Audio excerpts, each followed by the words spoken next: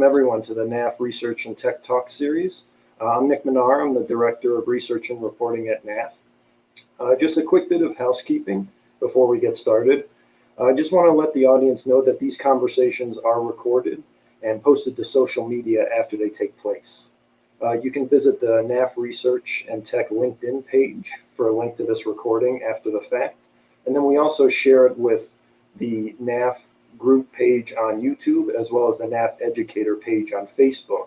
Although I think the NAF Educator page on Facebook may have been what caused our initial delay, so it may or may not be streaming to that at the current moment. But you can check out either if you'd like to view the recording, or perhaps share with someone you know, or just you want to watch it again, or go over anything on the talk that we discussed today. Also, for the folks joining us in the chat, we want this to be a highly interactive session with Dr. Adjapong. If you could in the chat just tell us who you are, where you're coming from today, perhaps what organization or what school district you're with. That would help facilitate some of the conversation a little later. We always appreciate getting to know who's in the audience for these talks. So without further ado, I'm going to bring on Dr. Adjapong, and I'm going to quickly introduce him here. Edmund, thank you for being with us today. Of course. Thanks for having me. No problem. So just to set the stage a little bit and introduce you, this is kind of the stock bio that you sent me, but Dr. Adjapong is a native of the Bronx, New York, and he is an assistant professor in the Educational Studies Department at Seton Hall University. Dr. Adjapong is a former middle school science educator, and he's also a faculty fellow at the Institute of Urban and Minority Education at Teachers College at Columbia University. And he's also the editor of Hip Hop Ed, the compilation on hip hop education series. Dr. Adjapong is also the director of the Science Genius program, and this is a program that engages youth in the sciences through hip hop culture. Dr. Adjapong is also a STEM and urban education advocate whose work addresses issues such as race, class, inequities in education, and misperceptions of urban youth. His focus is on how to incorporate youth culture into educational spaces, specifically on utilizing hip hop culture and sensibilities as an approach and a lens through which we can undergo teaching and learning. So again, Edmund, that was really just a brief bio that, is kind of a stock bio, but there's a lot to unpack and learn there. So I thought maybe just by getting started, and again, I encourage audience participation, so feel free to ask any questions in the chat. But maybe you can just kind of share what your professional trajectory was like. It said there you started as a middle school science teacher. Yeah. Was it always the plan to go on to be a professor, or what was your trajectory like? Yeah, the plan was never to become a professor, especially in my middle school years. But as an educator and as a scholar and academic now, I always reflect on my previous experiences because I think they brought me to where I am now. When I think about my childhood, I'm born and raised in the Bronx, New York, and I attended K-12 public schooling. I went to student class for upstate New York. I was in public school until I got to graduate school. And my experiences in schools, in community schools and public schools just weren't great experiences generally. Like, I'm the child of 2 Ghanaian immigrants. So my parents are from Ghana, West Africa. And like most immigrants do, they migrate to America in hopes for a better life for their family or their future family in our case. And my parents being, Ghanaian immigrants, they realized that, schooling was very important. That was kind of like their messaging and signaling to me. And I took that and I always understood that, but it was always kind of a disconnect because I knew when I'm at home, schooling is super important. But when I go to schools, I don't feel like this is a place that, that I'm connected to, that I feel values me for who I am. So there's always been a major disconnect between like my home and my family life and schools that like I didn't understand until I got to college. And when I think about my context in K-12 schooling, I was always interested in science. I just love the world of science, and I love to like just think about imagining things and try to make sense of things. And like the logical side of my mind was always like tinkering and trying to make sense of things. But like when I got to my science class, my love for science was never kind of harnessed in science classrooms in school. So like over time, like most students we see in school, I just became disengaged and disconnected. Some folks and some teachers that I connect to now will say, I was the class clown at times, and it's just kind of my persona, who I am, right? I just try to make light within the situation. But when I got to college, before I got to college, when I got to high school, I had a mentor who used hip hop to teach science, to teach physics in the 9th grade, and it was a really powerful experience for me, a really life-changing experience, I would say, because I never knew I could harness the things that I cared about outside of school, particularly hip hop and hip hop culture, music, to make sense of science, particularly physics. So it was at that point where I was like, oh, science is really not that difficult. It's not that hard. I can do it, or I'm up for the challenge. So when I got to college, that motivation kind of persisted within me throughout high school. So graduated high school, went to SUNY Plattsburgh for college, and I was a biochem major. And then when I actually was talking to students about my experiences going from high school to college, it's important because, as K-12 teachers, we know our job is, or we assume our job is to prepare students for the next level, whatever that is, whether it's from middle school to high school, high school to college. But we also don't really understand or know the perspectives and the challenges that happen as students are navigating these multiple spaces, academic spaces. When I got to college, I didn't know what I was in for. I realized that I was really behind in relation to my peers around my content knowledge. So I was like, I'll be in classes and professors would say, like, you guys should know this stuff. You should know the answers to some of these questions. This is a review. And I was like, whoa, I don't know any of this stuff. So I really tried to in person, I think it was within me, just as an individual, I really hunkered down my first year in college. It's like, I need to kind of catch up. I can't have all these people ahead of me. I'm a very competitive person. So that's kind of the nature of my spirit. That's kind of how I addressed it. But then I realized that, I graduated with a biochem degree, but when I graduated, I was the only student of color in my biochem and all the sciences who graduated: biochem, chemistry, biology, ecology, all the sciences. But when I started, there were many of us who started together, right? So that, that made me really, that got me to think, like, why are so many Black and brown folks, leaving the sciences and going over to the social sciences, which is not a problem, but I was always considered, like, what are the challenges that, I didn't understand the challenges that I faced. And I tried to persist. And I fortunately I did. But then I would always go back to my high school and connect with students and mentor and try to work with teachers to just provide better experience and opportunities. And I realized when I would go back to my high school, like, whoa, this is like the same experience that I had. So essentially the experience that I had within K-12 schools was not unique to me as an individual. It's actually kind of the experience that most students have within schools, where they, teachers are, and now as an educator, I understand that the educator side, and there are a lot of challenges that we have. But, teachers, in my experience, teachers fail to make connections between the content and my experiences, my realities, things that I cared about. And I saw that being the same, and students were just disengaged. So that really inspired me to become a teacher. And I had a really bad experience in college where I had a biochem professor, essentially just lie to us about what's going to be on the exam, and just wasn't honest, truthful around what it was. And you're going through all these science courses and weed out courses. It was just really challenging for me. So I said, you know what? I want to create better opportunities for people who look like me, particularly people in my community in the Bronx, to know that they could do science if they wanted to. And what can I do to make science fun and engaging and bring these connections that, because science is everywhere we go. It's a part of our everyday lives, and I really wanted young people to know that and experience that, and to know that if they wanted to do science or engage in participate in careers in STEM, that they could do so. And that's what really propelled me to become an educator. And I think once I became an educator, I really liked the idea of okay, what can I do to make my community better, right? And how can I support teaching and learning within my community? And that ultimately got me to thinking about kind of a terminal degree at Columbia, around okay, how can I get a seat at the table so that my voice is heard? And that was really my ambition around getting a doctorate. And I got my doctorate, and now I'm here apparently.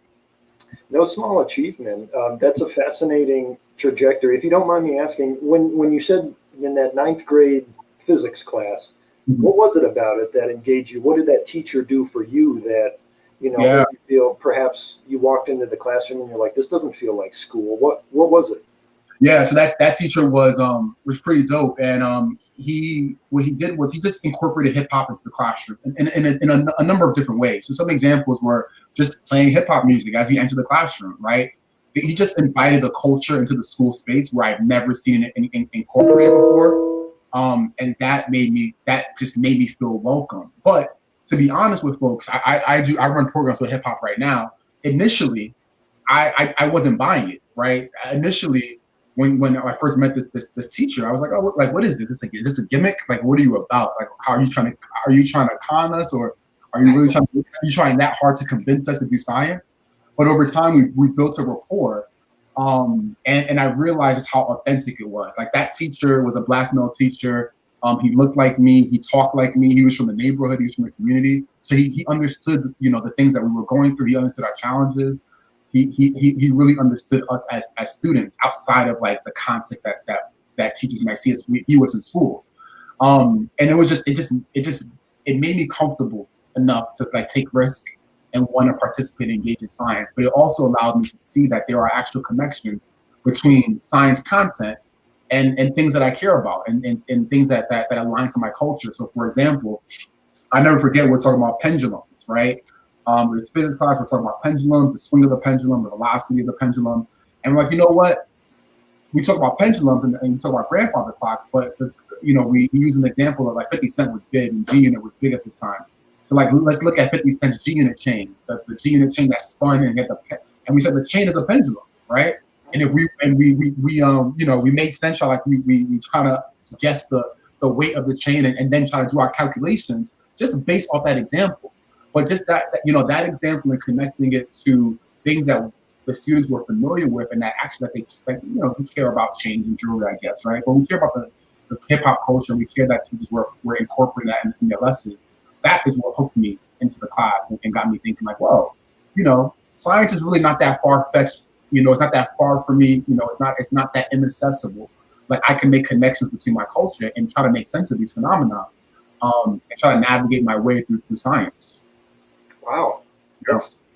That sounds like really innovative teaching practices, but it sounds like it worked, right? You felt connected to the material, you saw yourself in the material, and you said you felt free to be your kind of true, authentic self, right? And yeah, I can definitely imagine how learning would be just so much richer if those factors are aligned. And it sounds like that was the case for you. So is that something you try to kind of model in your own teaching? And how do you go about doing that? Yeah, absolutely. I mean, now I'm a professor at Seton Hall University, and I train teachers. I'm a teacher educator. So I was just talking about my hip hop class, and my hip hop class is one of the best places where I do this. I teach STEM courses, but I teach a lot of classes focused on culture and communities. And in my hip hop class, it's a hip hop class, right? We talk hip hop, we have conversations around music and culture. But what we do is we try to make the connection between hip hop culture and education and society.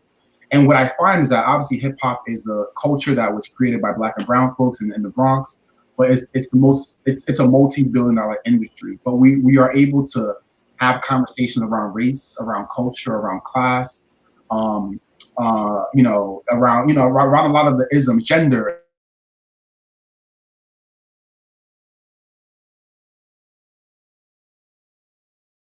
Students have never had before, but we're having conversations that are important because when you get in front of younger students, they're going to want to have these conversations with you as well.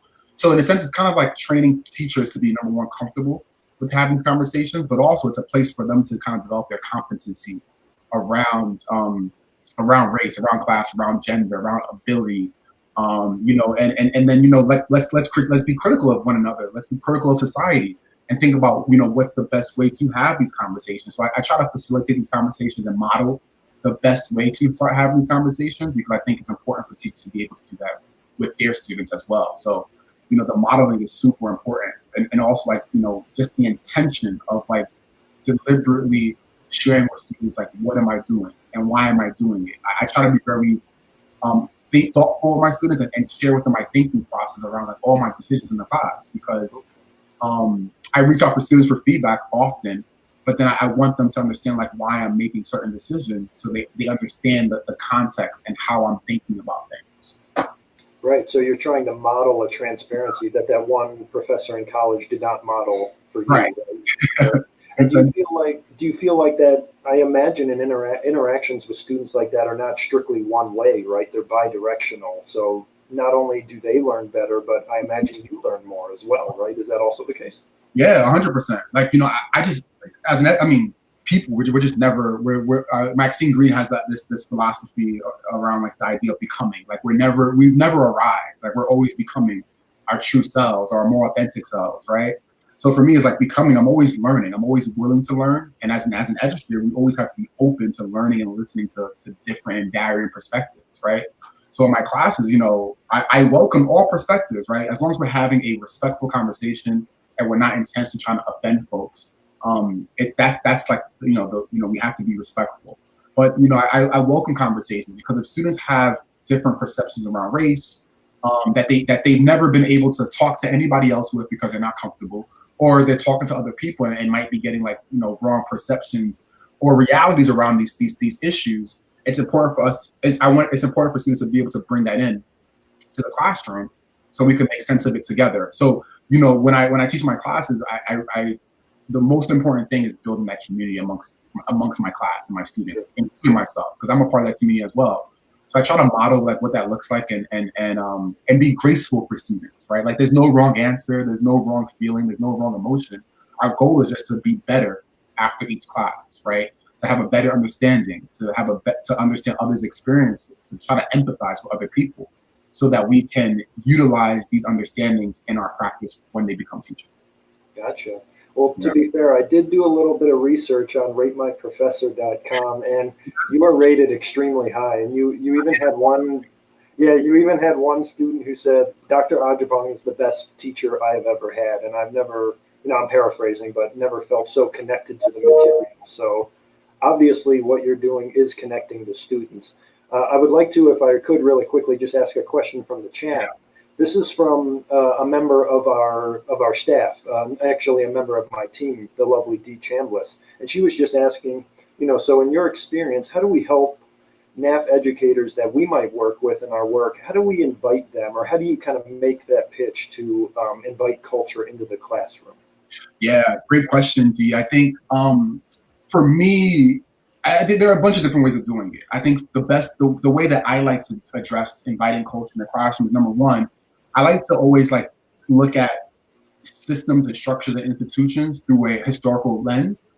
And a lot of my early education classes, my foundational classes, we explore the history of public education and public schooling, right? Because I want students to recognize that these are century-old institutions, right? And when most of the institutions within our country were created, Black folk were enslaved. So it's difficult, and it's important for us to realize, we talk about equity and we talk about diversity and we talk about culture, like why those ideas, philosophies, and actions are so important right now. It's because, these institutions were created when Black and brown folks didn't even have a seat at the table. So it's important for us to recognize, to explore, like, why do we think schools are so absent of culture in the first place, right? And explore that. And then I try to explore, like, everybody has a culture, number one, right? I teach at Seton Hall, predominantly white institution. Most of my students are white, identify as white. And I get crickets when I first start talking about culture. Because I'm like, what is your culture? Share with me. But we break it down. Like, what are some things that you value? What are some things that you and your family engage in, right? Those are things that are aligned to your culture. And everybody has different cultural values. Hip hop is a culture, right? Engaging in punk rock. When you go to a punk rock concert, folks are engaging in the art form and the music in a very similar way. So it's a shared ideology of how they're going to engage with that. So that's also that can be defined as a culture. So, like, what are some things that you value and you care about? And I try to tell we all have a culture, right? And it's important to identify our own cultures. And once everybody recognizes that we have a culture, we could then try to then extend our minds and think about, okay, so this is my culture, what's yours? And how do I make sense of that? And I always tell teachers it's important for you to understand, to try to gauge your students' cultures through their perspectives, right?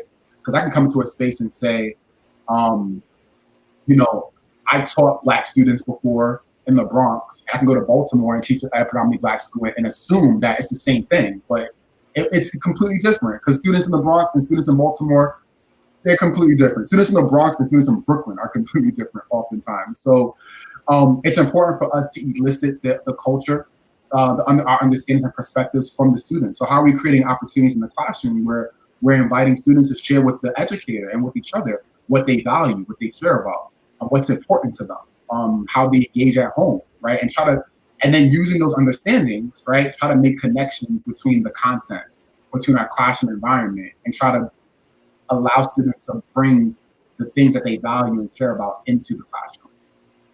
Absolutely. And I can only imagine, right, that allows everyone, including the teacher, like you were saying, to just have a better understanding of everyone's background, the perspectives other people take, and other ways of life, right, which ultimately is going to make learning that much richer, right? Yeah.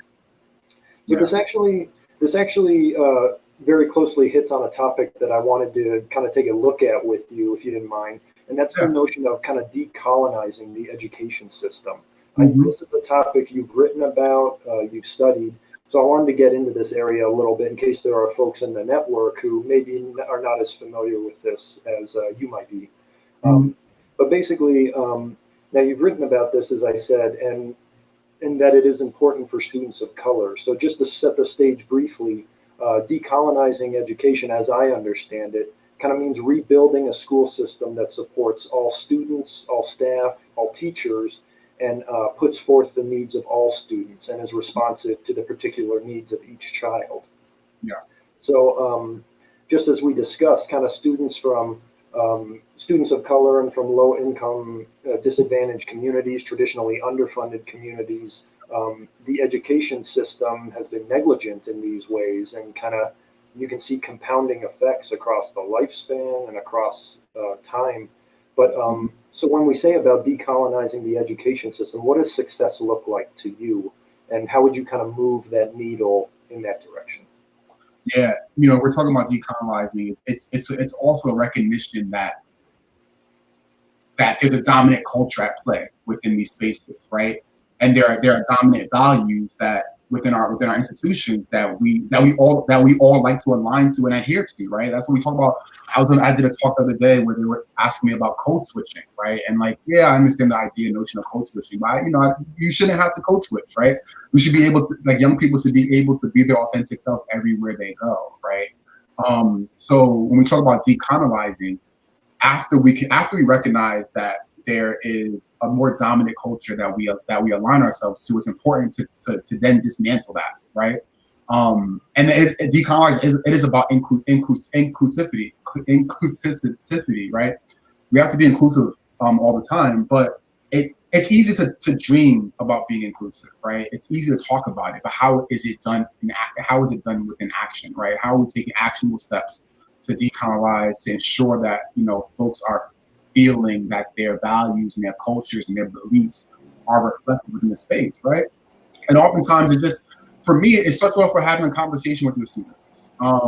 Chris Emden, one of my mentors and just like colleagues, he talks about reality pedagogy, and one of his approaches is Cogent Dialogues. And Cogent Dialogues are essentially focus groups that teachers have with students, right? You take students from different backgrounds of the class. You take a high achieving student, a low achieving student, a student who comes to class late or who comes to school late often, right? And ideally, you want to get students who kind of reflect the overall class. And then you have a conversation with those students around like, okay, what's you identify a goal. You want to talk about classroom culture. Do you want to talk about instruction? And then you gauge students' feedback around those things. Same thing like corporations do with when they're testing new products, right? Our students are consumers. So how are we, number one, eliciting authentic perceptions from students, and then number one, how are we using that feedback to implement actionable changes within our classroom? So the whole goal of co-gender dialogue is to co-generate a plan of action to improve an aspect of the class, right? And it comes directly from the students, right? And ultimately, what you want to do is, the teacher and the students will come up with a plan of action collectively, and then now it's up to the teacher to implement that plan of action, because the teacher is the person who's empowered in the classroom. So then, once the teacher implements that plan of action, in the research, what we've seen is that students are like, oh wow, you listen to us. right? And they start to yeah. exactly, right? And you start to build more confidence, right? You start to build more confidence between the student and the teacher. You start to, build positive relationships between the student and the teacher. Students have more social capital within the classroom because they're able to to feel like their voice is heard, they have value within what goes on within the space. It's similar to the election, right? Everybody's talking about voter turnout, and people are like, oh, I understand why folks don't want to vote because our politics in our country are a mess, right? But at the same time, we can understand why students want to participate and engage in class because they don't feel like their voices are being valued. It's very similar. I think oftentimes as adults, we just think that we're adults and those are children, and that the experiences are completely different. But I think they're very much the same.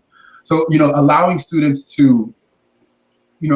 opportunities and then acting on those opportunities to change, that's how you start, right? And you allow students to incorporate their true selves, right? And sometimes it's like wearing a hoodie. I've been in so many schools where we don't want the kids to wear hoodies. And then when I ask teachers, like, how is wearing a hoodie, how does that distract the student? And there's no response, right? So like if the student feels comfortable wearing a hoodie, wear a hoodie, let them wear a hoodie, right? It could be things as simple as that, but like ultimately the wearing of a hoodie doesn't align with traditional Eurocentric educational values, right? So we have to really be able to, as adults and as educators, to take a step back to what we know, what we believe and know as true, and allow other opportunities to grow and to change, and to allow students to see themselves and reflect themselves within that classroom space. Gotcha. So when you're talking, this is another question coming in from the chat, and another member of the NAF family, this is Chiwetta. She's just asking, what kind of conversations do you have with educators who don't look like the students they're teaching? For example, a white teacher teaching Black and brown students. Yeah, that's the most sensitive to these dynamics. Yeah, those are most of the teachers I engage with. Predominantly white teachers who are going to go out and oftentimes engage in predominantly Black and brown communities, and it's the same thing. It's very important for those who do not reflect the culture and values that the students are bringing into schools to acknowledge that, right? And I'm not saying go into your classroom and say, guys, listen, students, I'm white, right? That's not what I'm saying. But what I'm saying is that if I'm going to a school where I don't understand the values and cultures that the students have, I need to recognize that I don't understand that. And if I do want to understand that, how am I kind of like, putting my hand across the aisle to allow students to either share that with me or recognize that I don't understand that and I want to learn about them, right? I've never been in a classroom where students didn't want to learn something about their teacher, right? And when we talk about this hip hop work, I talk about hip hop. Yeah, but a lot of students bring their hip hop, as simple as bring music into the classroom. And then if you're bringing music, and if you love country music, which is fine, that you can provide an opportunity to listen to country music, and then you can. I'm just kidding. Right, it's an example, right? To bridge that gap, if you could bring something that you care about into that classroom space, like if you're inviting students to bring things that they care about into the classroom space, the teacher should also bring things that they care about into that classroom space, and that creates the opportunity for dialogue, right? There are seldom opportunities for authentic dialogue around how we're feeling. That's separate from the business of like the day-to-day business of things, right? Where's your assignment? This is what we're learning today. What'd you do when you went home? Those type of things. And I think that piece is really missing from schools and in classrooms across the nation. And you were tying it into politics later. It's missing from there too. Authentic dialogue, right? Trying to understand the other side and trying to be empathetic just towards other points of view. So it's an issue at multiple levels you can see, and it would be great if it were modeled more effectively in the school. Yeah, I also think that it's important for folks to recognize that historically marginalized communities have a gross lack of trust when it comes to institutions, right? And we have to know that. We have to operate with knowing that. I've talked to students even recently, like, what's the point of me doing this, right? Like they see the statistics, they see the COVID rates, they see like Black and brown folks and Latino folks being disproportionately affected by this pandemic, but things are just raging on, right? So it's important for we have to gain trust within our classrooms, and this is one way of doing that, between the students and their families and the community as well. Definitely. Yeah. Yeah, another comment from Dee. She sounds like a lot. She said a lot of what you're talking about sounds like intentional encouragement of student voice. And I Yeah. know that's something that personally NAF is, and Dee's actually leading some of these efforts, really trying to, encourage in our network that kind of participatory action research and making the students kind of Yeah. a co-developer of the research that they're involved in. Just because they'll have more ownership, they'll have a voice for that. Yeah, so that's a comment from D there. Yeah. YPAR is a dope framework to engage and empower students as well, right? Like how can we empower students at the same time while we're, trying to get through the day? Right. So I'd like to turn our attention to another important topic that some of the educators dealing in today's climate, and it's indeed worth exploring just further, and that's just how can we better incorporate instructional education around racism and systemic racism. Some on the call, may not know the distinction between the two. Would you mind providing us just with a quick definition of the two? You said racism and structural racism? And yeah, kind of that systemic racism. Yeah. Systemic racism. Yeah, I mean, systemic racism, we talk about the notion of being anti-racist, right? Which has been, you see it everywhere now. It's kind of like there's always, just like in fashion, within education, there are trends, right? A couple of years ago, STEM was a big trend. It's kind of dwindling down a little bit. Culturally responsive and culturally relevance was a big trend. But now anti-racism is also a trend. And a lot of these things are they're not exactly the same thing, but they're very synonymous, right? Decolonizing schools, anti-racism. And we talk about structural racism. We're talking about the policies, the procedures, the structures that inherently oppress, are oppressive to people, to students, right? Regardless of who you are. Like for example of structural racism might be like discipline policies that schools have, right? And the adverse effects that those discipline policies have on Black and brown boys and girls, right? We know that we talk about the school to prison pipeline and how students who might experience discipline or in school or out of school suspension are more likely to see themselves as part of the justice system, even when they get to 18, 19 years old. Same thing for young women, right? And young Black girls. And yeah, so that's what we talk about when we talk about structural and systemic racism. When we talk about regular racism, we might be talking about just the feelings and the thoughts and ideologies that we might have within ourselves, might come from our upbringings, our how we were raised, our context, and how we view the world and how we see others. But just if you assume that a student can't achieve, right? With no evidence or no data, like there's nothing to support that. We have to think about why we're thinking those thoughts and where we're getting the context of those thoughts. And we have to really do a deep dive and deep reflection as to why am I assuming that this student might not be able to achieve or be successful on X, Y, and Z assignment or assessment, right? And think about where those feelings come from. Right. This is a question that I'm interested to get your thoughts on. I see your Twitter handle is King Adjapong. Yeah. But pretend for a second you're not King Adjapong, but tomorrow you're President of the United States Adjapong.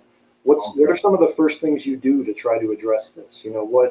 What's top on your list of priorities? For education? For education, yeah, or just anything in general. Interested to hear any of your thoughts. I'm those who know me well. I'm the first person to say I do not engage in politics. I participate, but president, absolutely not. But I think one of the first things will be an acknowledgement, right? Will be an acknowledgement of what this country has done, and continues to do in many instances through policy, through institutions that has disproportionately, marginalized and continues to marginalize communities of color, right? And I think, it's difficult to say we're going to do this work and go in the right direction without just saying, I'm sorry, right? Or without an acknowledgement of what we did in the past was wrong and this is how we want to rectify it or do better, right? And oftentimes when we engage with large systems and structures, it's like, okay, we want to do this, or, we have a places that I associate with have diversity, equity, inclusion committees and things like that, which are all great, right? But it's also let's talk about the necessity. First of all, we should have had these a long time ago. Sure. Well, this was a problem for years ago too. Yeah, and I'm really proud of, all of the young folks and of everybody who have been like really pushing the boundaries of society within our nation, of just like how we socially engage with each other with the recent protests and the outrage. 'Cause I think people are just tired, right? We're tired of seeing, Black and brown people shot down the street, by folks who are supposed to protect us. Right, and just as and we're tired of we're tired of lack of access to things that are things that basic necessities that we need just to survive. Right, quality food, healthcare, that's the basic necessities. Right, when we talk about this is a nation that is for all. Right, that everybody is treated equally. Like we really want our nation to align with those. I mean, we want them to align with those values that they promote. And then I think at the same time, students are feeling the same thing. Just as much as adults might feel these pressures and might be tired, it's difficult talking to a 16-year-old. Like social media, Twitter and Instagram and Facebook and YouTube, they provide all these outlets for students to see what's happening in the world, right? And they can see it. And it's important for us as educators to bring that critical lens, to digest it, to make sense of it, and talk about what can we do to support efforts against oppression, right? Because everybody has the power to do something. So I think to answer, I kind of sidetracked, but to answer your question, the first thing I'll do is acknowledge. Then I'll try to change some policies and some that have long lasting effects, right? I don't know, think about reparations for folks, right? Like I feel like before we think about how we move forward, we have to think about how we can undo some of the things that we've done, right? And what might that look like, within the country, within educational systems as well. Gotcha. Yeah, because I mean, traditionally, the education system can perpetuate a lot of these inequities, right? And yeah, so if you can't have discussions like this in a classroom where young individuals are supposed to be able to sharpen their arguments and kind of marshal themselves for the world out there, where are you going to be having these conversations? That's really interesting, though, to hear your thoughts. So thank you for sharing what you would do if you were president. Are you sure you don't want to go into politics? Absolutely not. I'm good where I'm at. I love the research. Okay. Well, I wanted to jump also to a topic we had briefly kind of glossed over before, and that's equitable access to STEM. This is another one of your interests, and it's something I can say that everyone in the NAF network supports, and we believe all students should have the opportunity to pursue a STEM field, should they want, or if it's in their, what their occupational identity that they're forming for themselves. And was this something you grappled with when you were going into biochemistry? Like, what did the landscape look like, and what kind of research are you doing on this topic? Yeah, I did some research around young girls, actually not girls, teenagers. Teenagers' experiences around like accessing STEM. So like in my personal experience, I was kind of clueless. I'm the last of 3 children, and both my older brother and sister have gone to college. My parents didn't have a college education, but my brother and sister did. But even in that sense of having my brother and sister go to college, as an educator, when I think about my own situation, I would assume that like his brother and sister might be helping him and guiding him along the process, but I didn't get any support, right?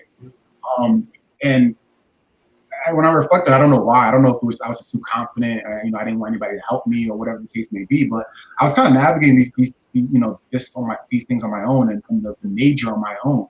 The one thing I knew was that I knew that in order to be successful as a biochemistry degree, that I was going to need support. Right, I wasn't going to be able to do it alone. So what I did was, and this is why the remote learning piece is so it can be really challenging for some students, particularly in STEM, because there's no community around. Like can we every test I studied, I had a study group. Like I would either form them, I would organize them, and me and a bunch of my friends and peers would just get together to support each other in a communal way. That I'm going to support you because I care about your success.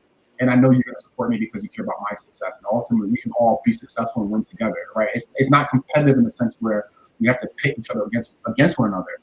I think that's very important, when we think about STEM and access to STEM, because oftentimes when you go into these STEM careers and these STEM majors, students of color might not see many folks that look like them, right? Or they might not feel like they're encouraged to pursue and persist. Sure. And I think that's one of the challenges. In my research, I saw that the young women, they the research looked like I sought out internship experiences for them. So they got paid to have authentic science internships and experiences. And then for me, I was just trying to I just wanted to see how does this internship allow you to see the field of STEM, and does it encourage you, because you have an authentic experience with a science mentor? Does that encourage you to pursue a career in STEM?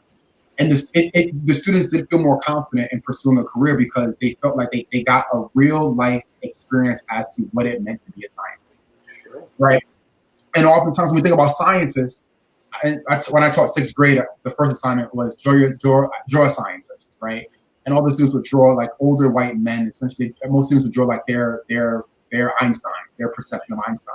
Mm-hmm. And then the next assignment would be draw yourself as a scientist, right? Because I wanted students to see themselves and to identify themselves as scientists. And that was very important, like that they can do it, that if they wanted to pursue the career, that they can do it. But then we recognize, I think in my personal experience, just as a teacher, even now as a scholar, I can support my students wanting to navigate STEM spaces while they're in middle school, and maybe often, while they're in high school as well.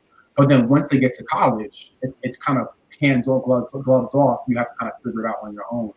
I think that's the major disconnect. We look at higher ed. They have all these weed out courses. The pedagogy and science and STEM classes in college it's horrible. Most of the time, because science professors never took a course on teaching, right? They just they might be organic chemist or a botanist, and they just that's their field. But pedagogy is so very important because we can always assume that the students are going to learn and have the ability to want to learn on their own and the motivation to want to learn on their own. But what's the point of going to college to major in science if you can't really get the support that lends to your success, right? And you feel like you have to do it on your own. So those have been like the major disconnects that I've noticed in the pipeline from when students going from K-12 to STEM careers. So that's something we do intentionally try to build into some of our collaboration with schools, where every academy has what's called an advisory board, and that advisory board is supposed to be made up of community volunteers from either businesses or that field that's pertinent to that academy. Because like you said, it's hard to envision these things if you've never seen a person that looks like you in that field. I know just anecdotally visiting an academy last year, some of those students had never been outside their community, growing up in high school. So it was very, very, you could see it in when I was talking to them. It was very beneficial when they maybe had an internship at, at an engineering firm, and they got that experience, like you said, of actually seeing what the day-to-day life is, because then it kind of demystifies it, right? It's not some insurmountable mountain. It's something they can actually do, right? Yeah, and also, the context as well around science, the way everybody talks about science, like everybody's so fearful of science. When you go into schools, they're like, "Oh, that's a science teacher." They leave them in the corner, let them do what they got to do, right? Like nobody challenges the science teacher. So there's always that perception around like science is so difficult, science is so challenging, which I can understand, but we have to demystify that, because we have to recognize that a lot of folks internalize that around science, around STEM, science and math and engineering, as well. Technology, maybe not so much, but maybe around coding, right? But at the end of the day, I believe all students are resilient enough with the proper training and education to succeed. Like everybody has the capability of being successful around in any of these majors, right? As long as they're interested, they're motivated, and they want to do it, and they have somebody who can guide them effectively throughout the course, right? And unfortunately, we don't have, across the nation generally, we don't have all of those pieces of the puzzle figured out. Have you ever? This is a question from Lava Girl, who I know is joining us actually from Canada. Are you an author, and have you written about these kinds of things? Where could she perhaps find some more of your writing on? Yeah. If you can just Google my name. I've written a bunch of research articles. I've written a couple of books, but the books are focused on hip hop and education. But if you just Google my name, you can find some of the stuff that I authored. And also like the studies that I talked about should be on my Google Scholar, I believe. Yeah, a lot of that may be in peer-reviewed journals, so some of them may be behind a paywall. But I'm sure Dr. Adjapong would be more than happy to share that out if you reach out to him Absolutely. individually. Yeah, if you need anything from me like that you can't get access to, just feel free to let me know. I'll definitely provide it. Absolutely. Another question coming in from D. So from a youth perspective, realizing that the things that are of interest to you, that's really the perfect context to explore a STEM phenomenon is a game changer. Oh, sorry, D, I guess that's not actually a question, but but what's been your experience on that, Edmund? Yeah, what Dee just described here at the bottom of the screen is that's exactly how we're supposed to teach, right? Like teachers, like I always encourage, like you have to teach things that inspire you, that interest you as well, but that also inspire and interest your students. We kind of have to find, what those things are. But then when you're teaching within the current context, right, you're connecting what is going on in your classroom, what's going on in the world.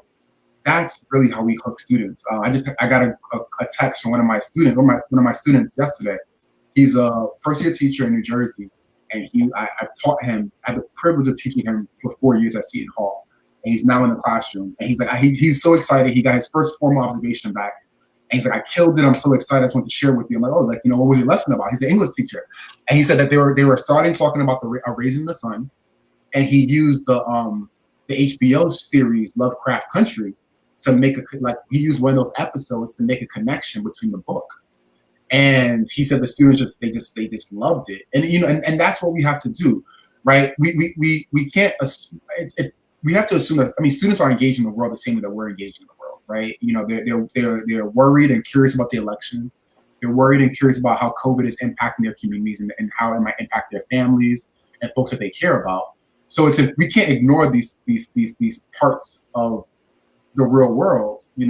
What we have to do is find ways to draw them in and connect it to the content, so students can be critical of what's going on in the real world and what we're trying to teach in terms of content, and try to bridge those connections so they can be critical of the world and also learn it and comprehend content as well.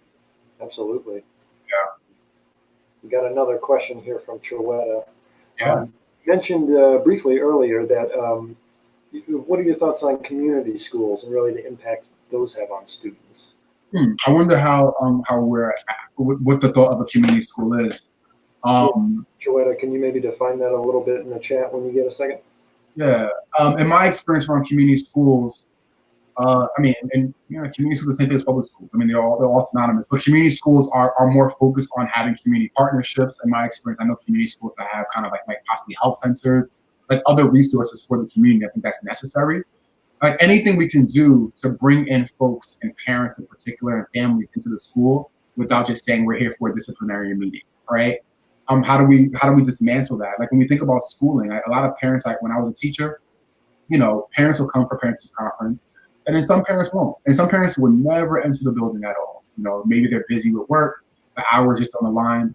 But then some parents are like, no, I'm not. I went. You think about parents. If students are having bad experiences and parents went to similar schools, they recognize that. And if you're only getting calls around like, oh man, my child is being bad and misbehaving, that's why I want you to come to the school to address that.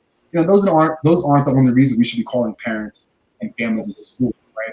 It could be also like, we're having a Thanksgiving drive, or we're having a Christmas celebration, or whatever the case may be, a holiday celebration, or we're painting a mural, or we want to repaint the steps or something. And we want your support. We're looking for students, we're looking for families.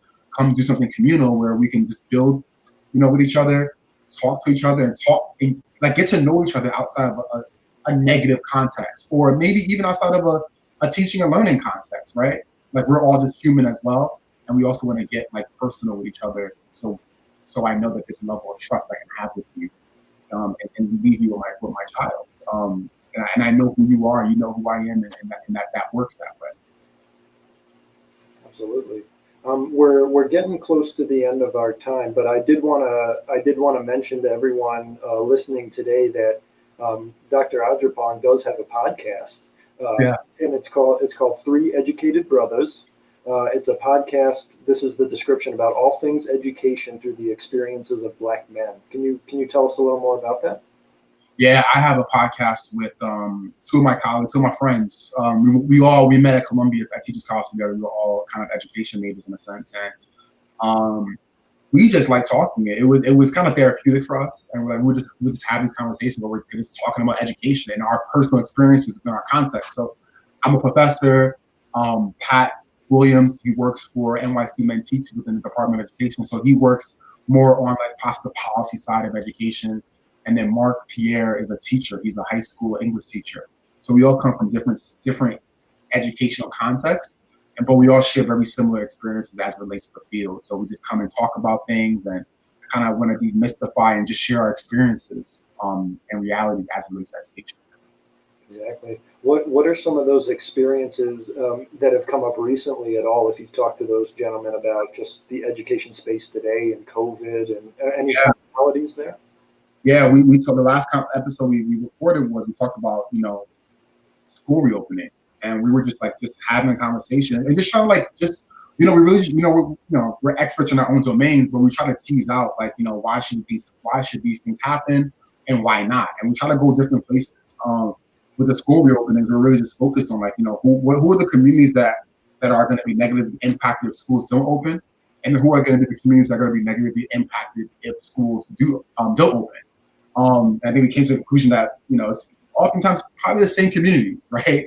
So and then thinking about that, right, then it lends us to be more critical of the more structural, systemic issues and challenges and inequities that folks have experienced, and it was an opportunity for us to kind of bring that to the forefront and just remind folks that this is we're still fighting for these things. We're still fighting for equity within schools. We're still fighting for within our society, within our communities, because schools are closed. We know that students don't have access to meals, in many cases. And, schools shouldn't be the only places where students can get a hot meal, right? So just challenging, systems and structures and trying to make sense as to how we can navigate and maneuver within them. That's excellent. And I feel like those are conversations that if you're doing an interview on the news or something where it's like 5 minutes, you can't really dive into those things. But in these more kind of long form conversations, you can really have a rich discussion around that kind of stuff. I encourage anyone in the audience who's interested to look it up. What platforms can they find it on? It's on Apple Podcasts, it's on Spotify, and it's also on SoundCloud. The number 3, An Educated Brothers, BROTHAS. Awesome. Any kind of, I want to start to wrap us up because I want to be conscious of your time and the people's time in the audience. But any last minute kind of questions coming in, please send them now. But Edmund, I'd really like to thank you for coming on today. I feel like we got just a brief insight into some of the things you're studying and some of the things that need to be done in this country. And I really enjoyed your perspective. It's a very unique perspective.